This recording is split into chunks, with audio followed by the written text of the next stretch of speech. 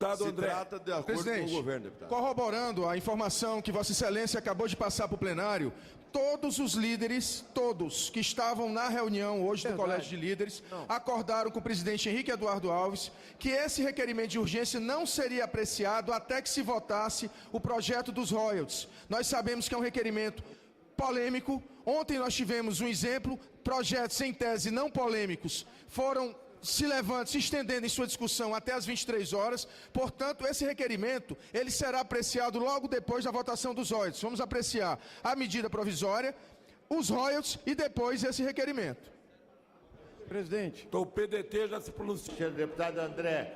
Senhor presidente, esse destaque e o próximo foi do deputado Osiel Oliveira, e ele já entrou em acordo com o relator para... Já que é uma emenda de redação, destaque de redação, a gente não pode retirar. Então a gente pediria que todos os líderes rejeitassem, portanto dizendo sim ao texto, para a gente correr com esse destaque. Então a sugestão é que se deixe sim ao texto e a gente, tanto esse quanto no próximo. Põe na tela. Pegou isso, pode botar assim. Para orientar, vou colocar ali, Milo. Da mesma forma, presidente. Por favor, doutor. Da mesma forma, senhor presidente. Para falar a favor? Senhor presidente, da mesma forma que o destaque anterior, pedimos a orientação para a manutenção do texto. Repetimos a votação anterior. Isso. Sim para todos. Aqueles que forem pela manutenção do texto, permaneçam como se acham. Mantido o texto. Ao deputado André Figueiredo.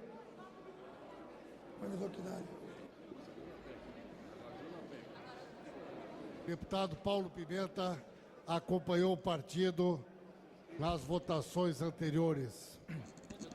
Senhor presidente,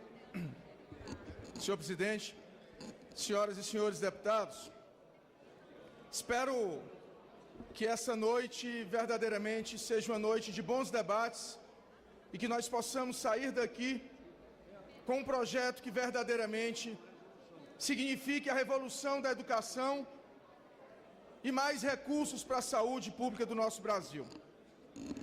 Há 2 semanas atrás, votamos nessa casa um substitutivo que significava, acima de tudo, uma grande contribuição para as boas intenções da presidenta Dilma, que encaminhou para cá um projeto de lei com urgência constitucional que tinha no seu teor, em tese, 100% dos royalties para a educação.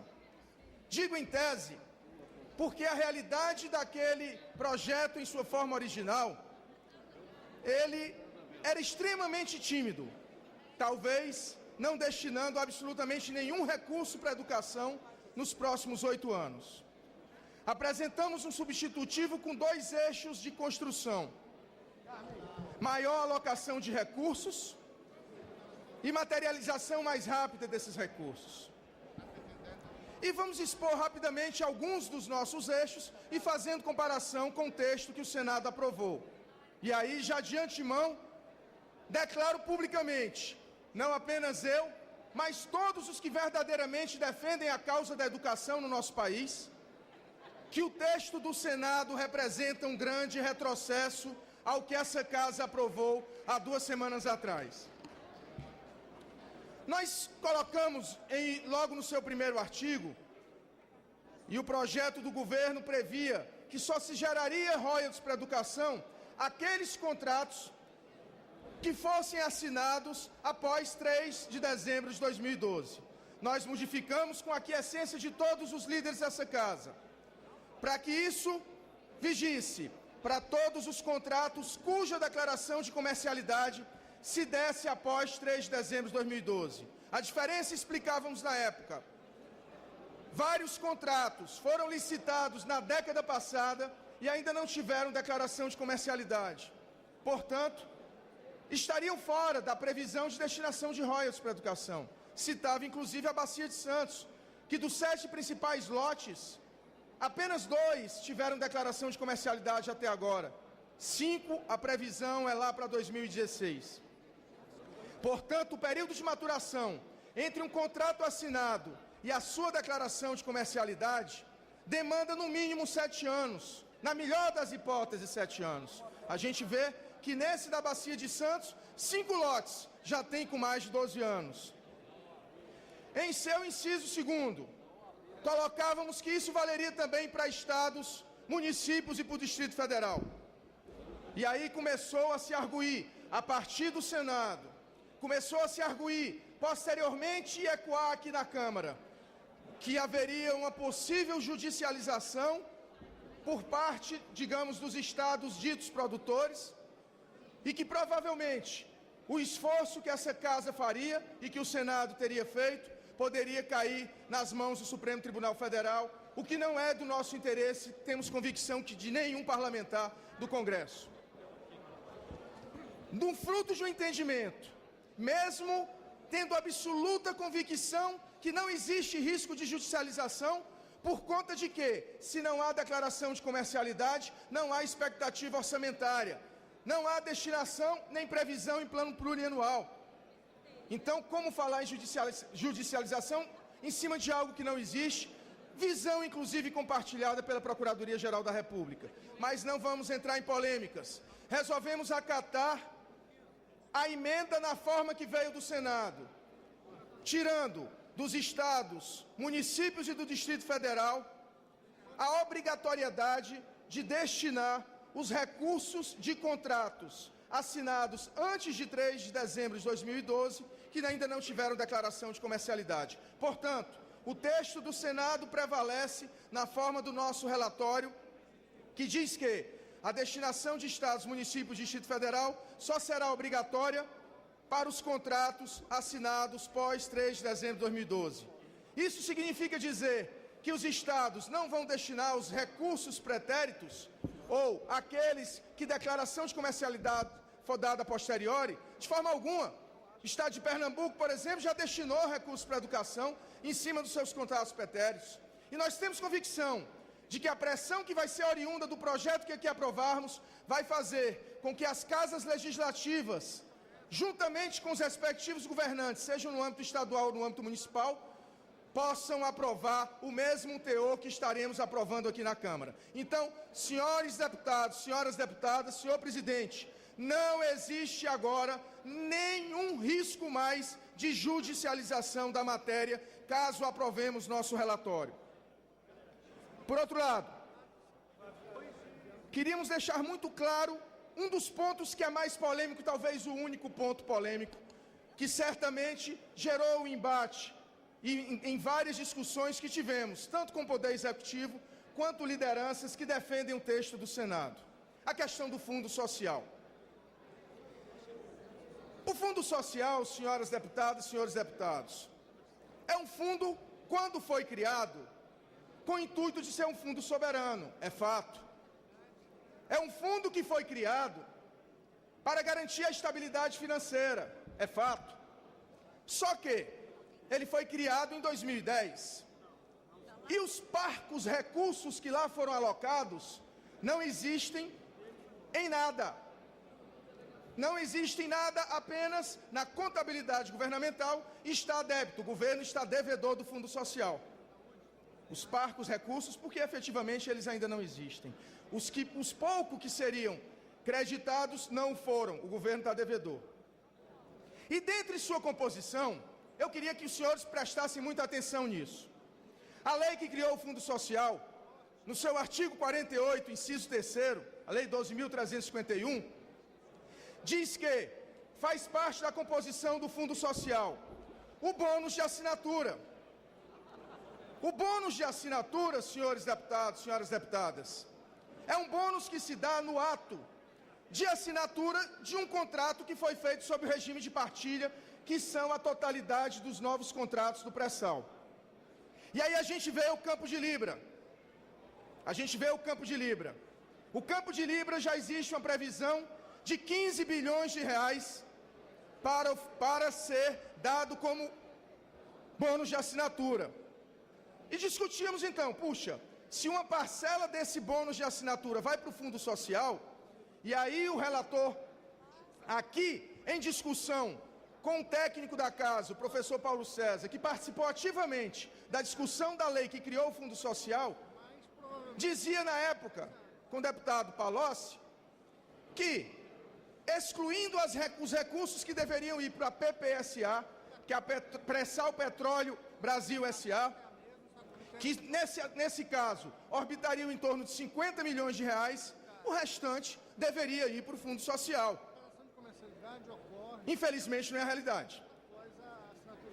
Deparamos com a declaração do secretário de Tesouro Nacional na semana passada, onde disse que os 15 bilhões de reais, senhores deputados, gostaria que prestassem atenção nisso, os 15 bilhões de reais do bônus de assinatura do Campo de Libra vão para o superávit primário. Os 15 bilhões de reais foi uma declaração dada ao Valor Econômico, hoje saiu no Brasil Econômico, governo traz bônus do pré-sal para novembro para fazer caixa.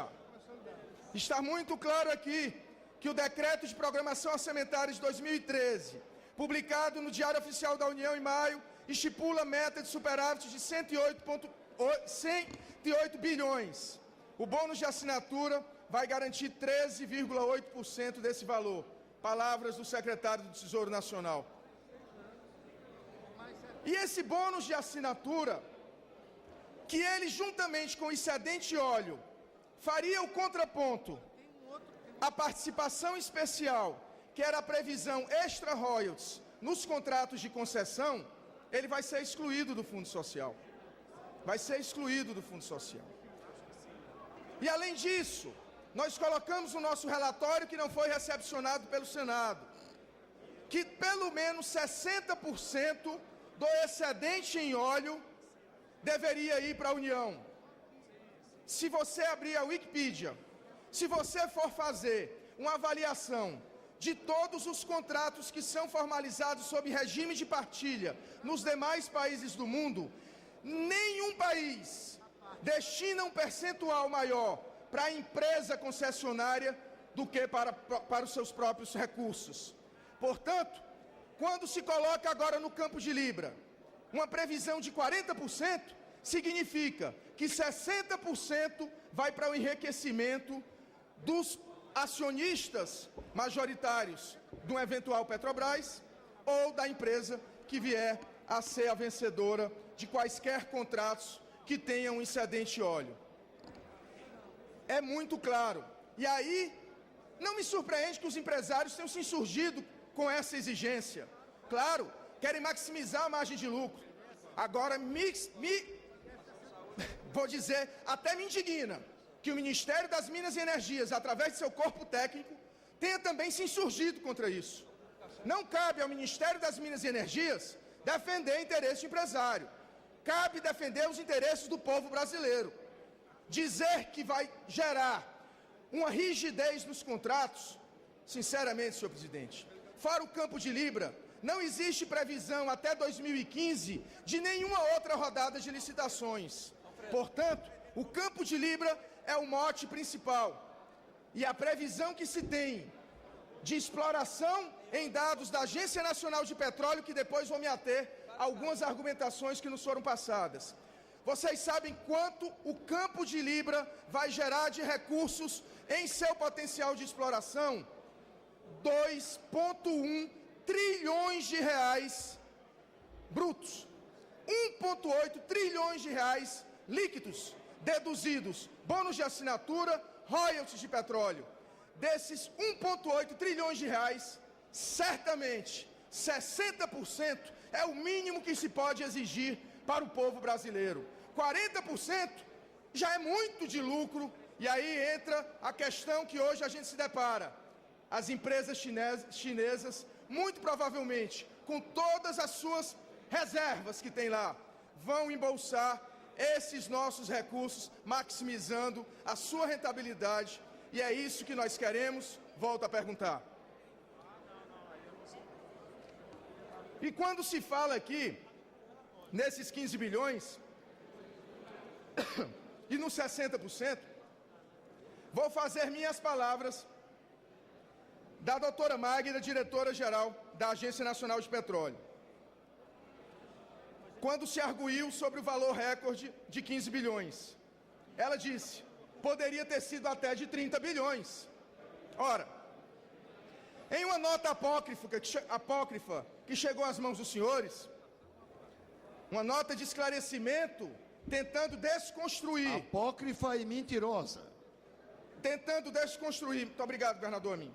Tentando desconstruir a argumentação técnica que a consultoria dessa casa, a mais preparada, talvez, de toda a estrutura governamental, seja no âmbito do Poder Legislativo, seja no âmbito do Poder Executivo, porque pelo menos é isenta e com certeza muito competente, disse que não existe essa história de 25 bilhões em bônus de assinatura para os próximos 10 anos. Primeiro, o governo sinalizou, a Agência Nacional de Petróleo disse, fazer rodada de licitações de 2 em 2 anos. Aí disseram, ora, Campos de Libra não se encontra de 2 em 2 anos. Talvez sim, talvez não. Mas só o Campos de Libra, nas palavras da doutora Magda, já podia gerar, só ele, 30 bilhões de reais de bônus de assinatura. Então, 50 bilhões que nós colocamos como totalidade, dos quais 50% viriam para o Fundo Social, de forma nenhuma é ilusório. De forma alguma é ilusório. Porque a Agência Nacional do Petróleo, senhores deputados, senhoras deputadas, ela simplesmente traz para si o sigilo das informações das nossas reservas petrolíferas e só compartilha com as empresas que pagam por essa informação. Por isso que nós colocamos no nosso texto da Câmara, que também foi excluído do Senado, a obrigatoriedade da divulgação periódica das informações pertinentes a todas as pesquisas dessa riqueza que é de todo o povo brasileiro e não é apenas dos senhores da Agência Nacional de Petróleo.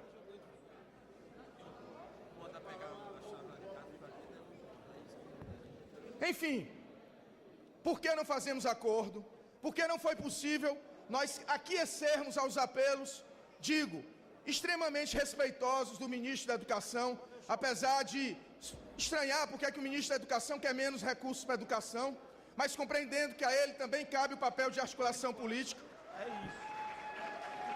Compreendendo que a ele cabe também fazer a defesa, talvez, na ausência de alguém que o faça, dos interesses monetaristas que privilegiam o superávit primário em detrimento da redução das desigualdades, porque me lembra muito bem uma questão que sempre é levantada aqui. Primeiro, doença holandesa. Vocês sabem o que é doença holandesa? Doença holandesa é uma quantidade extremamente avassaladora de recursos que foram injetados, é a denominação que se dá, em uma determinada economia.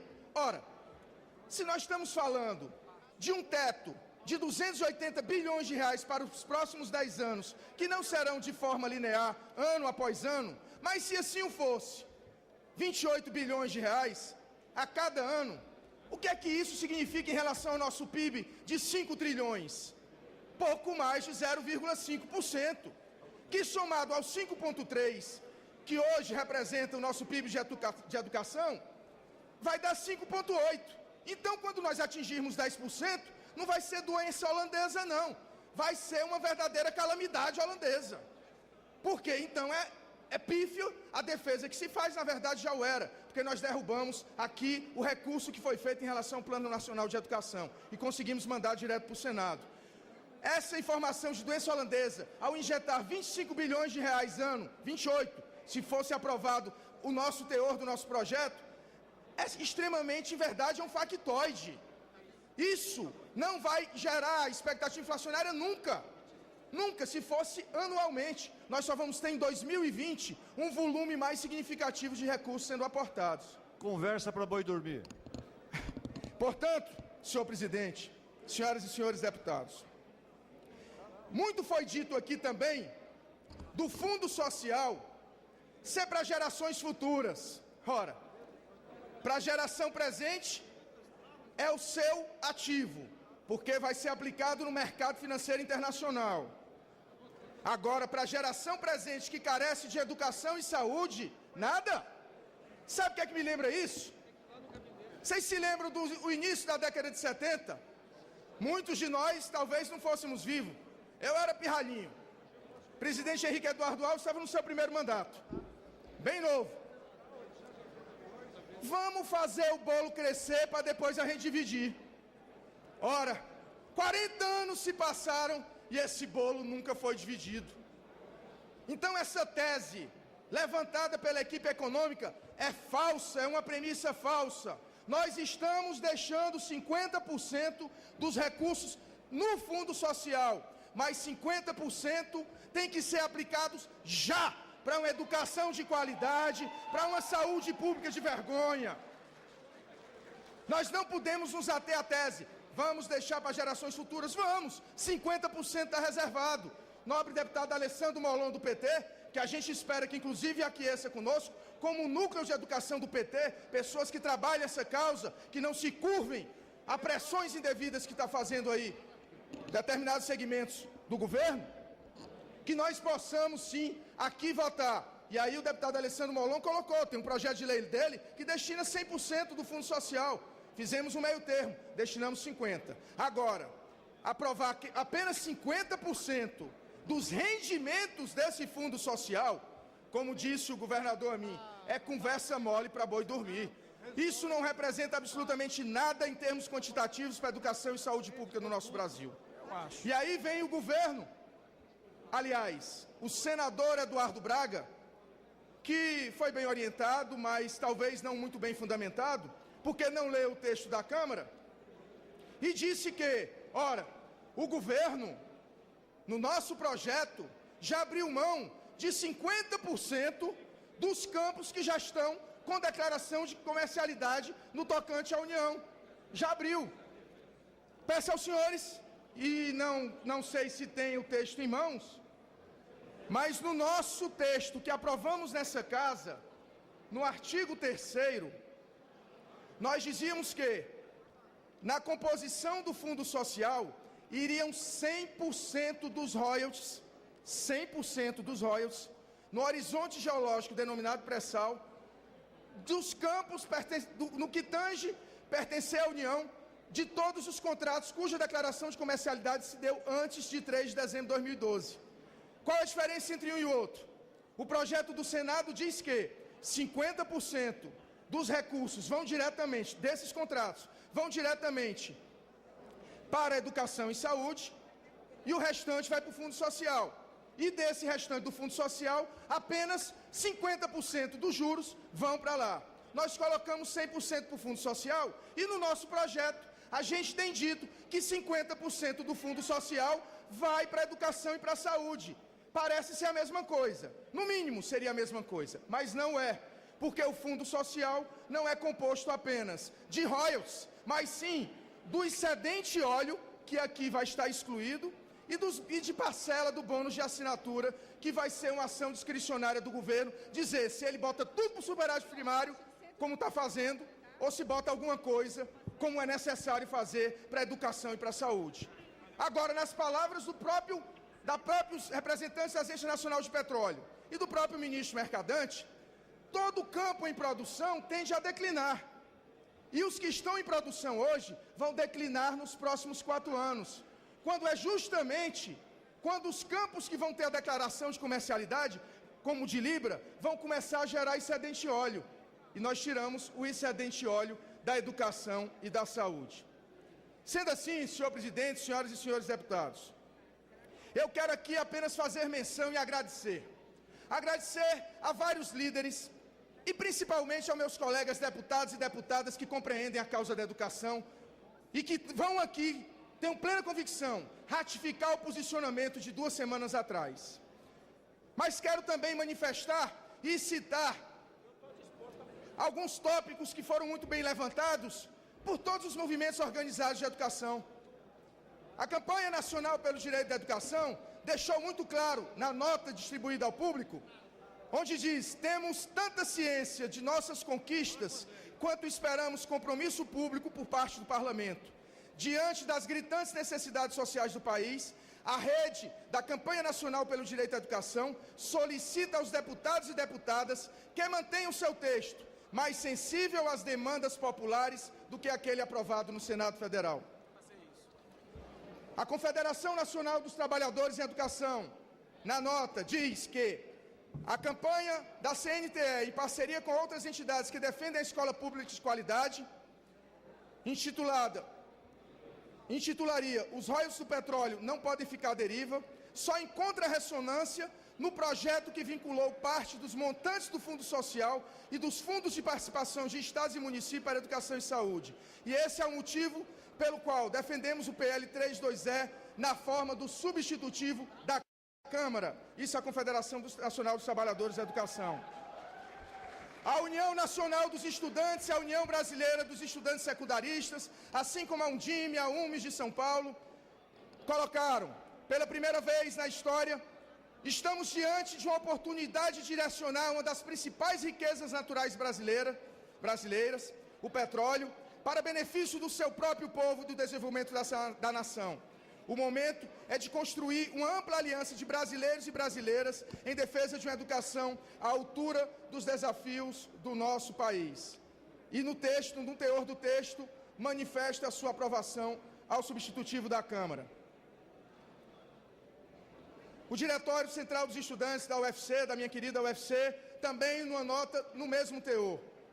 Senhoras deputadas, senhores deputados, nós estamos num momento histórico e eu trago aqui esse preâmbulo para discutirmos.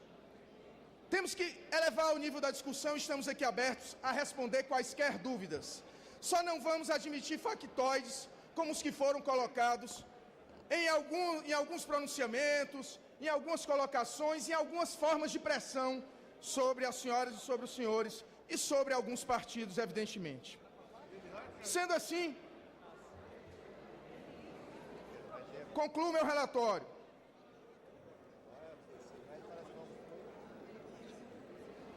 Lendo apenas a parte final, uma vez que ele foi distribuído, e não quero ser repetitivo para que possamos providenciar e começar o debate mais rapidamente. Então, diante do exposto, nosso voto é pela constitucionalidade, juridicidade, boa técnica legislativa e adequação orçamentária e financeira do substitutivo do Senado. E no mérito, 1. Pela aprovação do inciso 2 do artigo 2º do substitutivo do Senado Federal, para substituir o inciso 2 do artigo 2º do texto aprovado na Câmara dos Deputados, justamente o que exclui a obrigatoriedade de estados e municípios destinarem seus recursos para os contratos celebrados após 3 de dezembro. E 2, pela rejeição de todos os artigos do substitutivo do Senado Federal, exceto o inciso 2 do artigo 2º, restabelecendo todos os artigos do texto aprovado na Câmara dos Deputados. É isso, senhores deputados. É isso, senhoras deputadas. E quanto ao teor que nós colocamos aqui, que dizia que não é verdade os 180 bilhões de diferença entre o texto da Câmara e do Senado, vamos esmiuçar os 3 principais pontos dessa nota apócrifa. 74 bilhões são dos estados e municípios. É verdade. Só que não quer dizer que os 74 bilhões de estados e municípios não serão aplicados.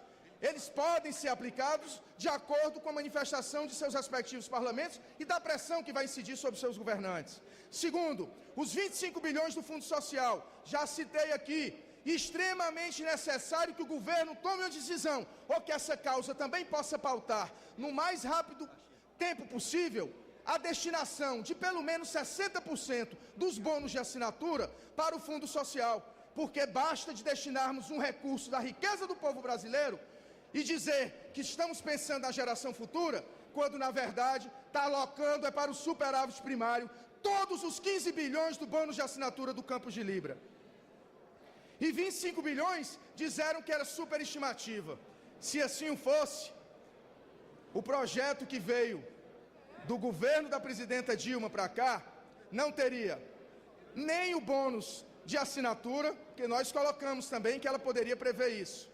E não teria também, porque se é para trabalhar em hipótese, nós poderíamos também dizer que o Campos de Libra não vai produzir em 7 anos, vai produzir em 10 anos. Portanto, o projeto original do governo não destinaria 25 bilhões, destinaria 0 para a educação nos próximos 10 anos. Mas nós não cremos que essa fosse a intenção do governo federal. Por isso que nós discutimos e votamos, sempre de boa fé, mas queremos aqui, mais uma vez, reiterar nosso apelo para que essa Câmara não dê um passo atrás, que dê um passo para frente, o que espera a educação e a saúde do nosso povo. Muito obrigado, senhor presidente. Senhor presidente, uma questão de ordem. Artigo 190. Senhor presidente. Questão de ordem, senhor presidente. Tá, André. Artigo 190. O artigo 190 diz o seguinte: o substitutivo da Câmara e projeto do Senado, a projeto do Senado, será considerado como série de emendas e votado em globo, exceto se qualquer comissão, e no caso nós representamos a comissão designada por Vossa Excelência, presidida pelo deputado Zaratini, a comissão especial para avaliar esse projeto, em seu parecer se manifestar favoravelmente a uma ou mais emendas e contrariamente a outra ou outras, caso em que a votação se fará em grupo, segundo o sentido dos pareceres. Então nós estamos trabalhando no nosso parecer, no nosso relatório, dois grupos. O 1, onde a gente manifesta-se favoravelmente ao inciso 2 do artigo 2º do Senado, e o segundo grupo, onde a gente manifesta-se pela rejeição de todos os demais projetos, dos dois mais artigos do Senado, voltando, portanto, o nosso relatório apresentado e aprovado aqui na Câmara. Portanto, senhor presidente, não cabe aqui a gente votar artigo por artigo. Cabe aqui a gente votar de acordo com o nosso relatório, onde a gente dividiu em dois grupos. E votaríamos aqui os dois grupos. Em aprovando o primeiro por unanimidade, que creio ser consensual, não tem problema. E no segundo, se votarmos pela rejeição do texto do Senado, prevalece o da Câmara. Se por acaso for vitoriosa o texto do Senado, perde o da Câmara e resolve-se o problema. Então aqui basicamente nós podemos solucionar com esse entendimento do artigo 190, senhor presidente. Mas, deputado, o artigo 117 deixa ao plenário a decisão, que é soberano, serão inscritos e dependerão do MDB, senhor Presidente. Passa a ordem do dia. Presidente, quero reiterar minha questão de ordem. Vossa Excelência colocou dois dispositivos conflitantes no nosso regimento. Um trata de uma regra geral, de votações, de proposições, artigo por artigo. O artigo 190, ele fala de uma regra específica, que é um substitutivo do Senado. E, senhor presidente, eu quero aqui lamentar, no mérito, o posicionamento que está se colocando nessa casa. Nós não queremos aqui aprovar projeto contra ou a favor do governo. Nós queremos aprovar um projeto a favor da educação. Se por acaso, como o líder Carlos Sampaio colocou aqui, nós derrubarmos um dos 5 artigos do Senado, nós vamos gerar um vácuo. É isso que interessa. Então, da forma como estamos colocando aqui, por que o líder do PMDB e o líder do PT não aceitam? Vão resgatar o texto do Senado. Não querem resgatar o texto do Senado? Então, rejeita o meu parecer. Rejeito, é muito simples. Nós estamos aprovando o item 1, que é consensual, e no item 2, rejeito o meu parecer e pronto. Está resguardado o problema de se gerar um determinado vácuo. É muito simples. É o projeto a favor do Brasil. A gente vota aqui o projeto da Câmara ou do Senado. Se é para derrubar item a item, derruba de uma vez. Mas se não há entendimento dessa maneira pelo PMDB e do PT, não posso... Quero votar, senhor presidente. Votar. Vamos para o voto. Presidente, eu queria aqui propor... Sim, senhor presidente. Presidente, eu queria propor aqui... Todos os partidos, pelo que nós estamos conversando, topam encerrar a discussão. Não precisa de votação nominal nesse tópico. Todos os partidos concordam com sim, encerrando a discussão? sim. Encerrada a discussão. Senhor presidente, eu queria alertar a todos os parlamentares dos partidos que estão orientando sim, que essa votação é a decisiva para aprovarmos ou não o texto da Câmara. Se por acaso essa votação, artigo por artigo, prevalecer, o texto da Câmara estará derrotado na sua integralidade. Nós votaremos artigo por artigo o texto do Senado. E com o risco de que, se derrotarmos algum desses artigos do Senado, não é o da Câmara que vai prevalecer. É um vácuo. É um vácuo. Então, senhores deputados, senhoras deputadas, é um momento de muita avaliação. Há 2 semanas atrás, Não existia essa dúvida. Nós votamos por consenso o texto da Câmara. Agora, por pressões externas, estamos mudando totalmente o nosso posicionamento. Seremos cobrados nas ruas. Aliás, aqueles que mudaram de opinião serão cobrados nas ruas. É bom que se reafirme essa questão. Essa decisão é a decisão que vai pautar projeto da Câmara ou projeto do Senado. E nós temos todo o interesse em defender recursos para a educação que sejam significativos e não sejam falaciosos. Portanto, senhoras e senhores deputados, o PDT, com toda a convicção, encaminha um voto não. Como voto do PTB. E depois o líder André. Parabéns, embora. Vamos votar não, que é isso que a Dilma quer. Uma palavra com o líder. Eu queria falar como líder e como relator. É como líder ou como relator, presidente? Ambos. Tem Como direito. relator, não. Não, como líder. Como relator, não. É como líder. Está querendo ser assim, deputado Guimarães? Como relator você já falou, deputado. Como líder. Não, eu quero esclarecer porque eu que fui citado como relator, presidente. presidente. É como líder. Eu fui citado como relator. Eu fui citado como relator, eu quero que incorpore no meu tempo. Não cabe. Como líder, ele tem à vontade a palavra do tempo dele, senhor presidente. Senhoras e senhores deputados, eu gostaria que prestasse atenção, porque o líder Arlindo Chinaglia, meu amigo, não prestou atenção em nada do que eu falei. Os amigos que aqui estavam e que presenciaram o que eu disse, viram que quem mentiu, eu não vou dizer mentir, que é muito pesado, até porque eu sei que era uma pessoa séria, mas ele não prestou atenção em nada do que eu disse. Eu em nenhum momento disse que a totalidade dos recursos do bônus de assinatura ia para o Fundo Social. Eu disse que uma parte delas, e que é discricionário do Poder Executivo. É verdade, é tanto que o Poder Executivo destinou os 15 bilhões do bônus de assinatura do Campo de Libra para o superávit primário, dito pelo secretário de Tesouro Nacional na sexta-feira. E hoje no Jornal Brasil Econômico, é essa a prioridade social que o governo tem. Aqui está a verdade. Os 15 bilhões do bônus de assinatura, Quem mente é o governo. Os 15 bilhões estão indo para o superávit primário. Aqui está a verdade. Nada está indo para o Fundo Social. Aonde é que entra a prioridade para a educação no nosso país? Melhora o som dele. Nada está indo para a educação no nosso país. Quando o líder do governo diz que não existem 280 bilhões, nós rebatemos item a item. E sinceramente, não é verdade que ontem capitulei perante a argumentação da OAB. Eu cheguei e disse, para não haver restrição junto a deputados aliados e para não prejudicar o projeto como um todo, nós vamos recuar, mas eu topo debater, porque risco de judicialização não tem nenhum do projeto da Câmara que nós aprovamos há 2 semanas atrás. E aí, meu caro amigo líder Chinaglia, falar dos líderes do Senado que nem discutiam a matéria, com exceção do senador Randolph, discutiram, é muito fácil. E falar dos líderes da Câmara que há 2 semanas atrás todos encaminharam favoravelmente ao nosso parecer e agora mudaram. Aliás, eu quero ser justo.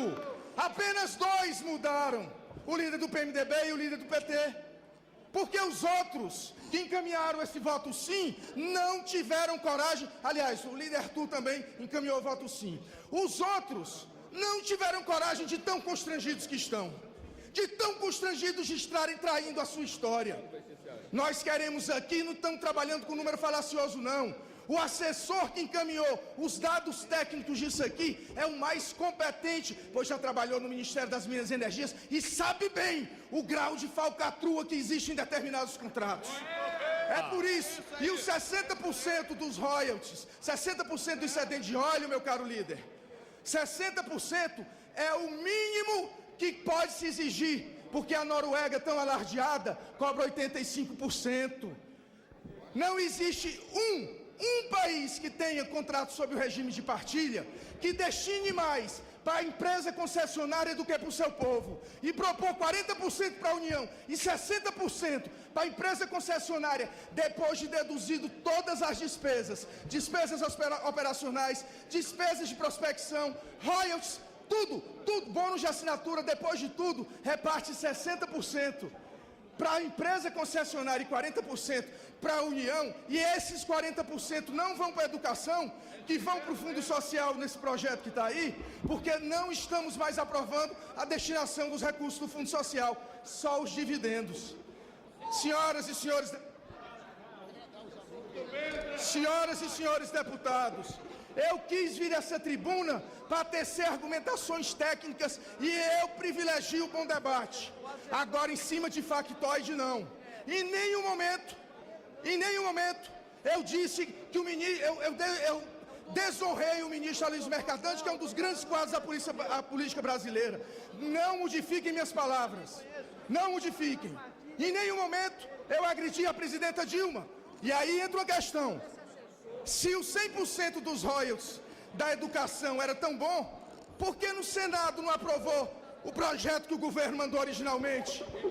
Por que no Senado aprovou boa parte do que nós aprovamos aqui na Câmara? Então, aonde está a verdade?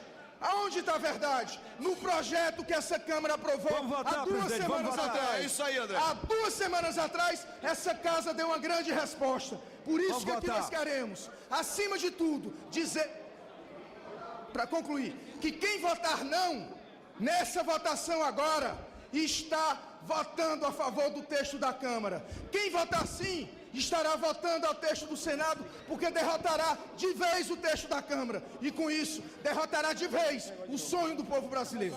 Tudo bem? Votam não. Como vota o PMDB? Presidente, só um esclarecimento aqui, presidente. Em termos de orientação de votação, votando não, nós estamos dizendo não ao texto do Senado? Estamos dizendo não ao texto... Dizendo não ao texto do Senado. É isso aí, Todos votam Como não. votam? Com a palavra o líder do PMDB, deputado Eduardo Cunha. Senhor presidente. Nem esperar o dia amanhecer. Já estou ligando agora para o presidente do Senado, Renan Calheiros, e tenho certeza que ele vai concordar com a posição de ter sido apenas um equívoco. Ele deve concordar com a Constituição, senhor presidente. Pedi a palavra, presidente. Artigo 166. senhor presidente. Deputado André. Pedir a palavra, senhor presidente. Presidente, eu queria um esclarecimento do líder do PMDB, que ele disse aqui que queria apressar a votação desse projeto e queria votar os 4 destaques dele de forma nominal. É hoje, líder? Se for hoje, nós topamos. Vamos votar. Eu já propus, agora já não tem bancada aqui para poder sustentar. Eu propus acordo de votar nominal hoje, na terça-feira vocês não quiseram. Falei isso para o deputado Caiado. A partir de agora, na sessão de hoje, o PMDB vai entrar em obstrução. Tudo bem. Senhor Tudo bem. presidente. Apenas nós alertamos que terça-feira nós também não votamos.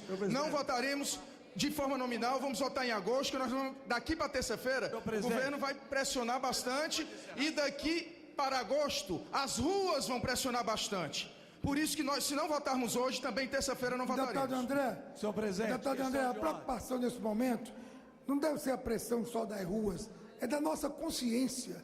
Essa casa não pode deixar de votar esta matéria antes agora, presidente. do período do recesso. Vamos votar É agora. uma atitude de irresponsabilidade Vamos madrugar. com a matéria dessa importância, deputado André. Senhor presidente. Requerimento Se de... cortar o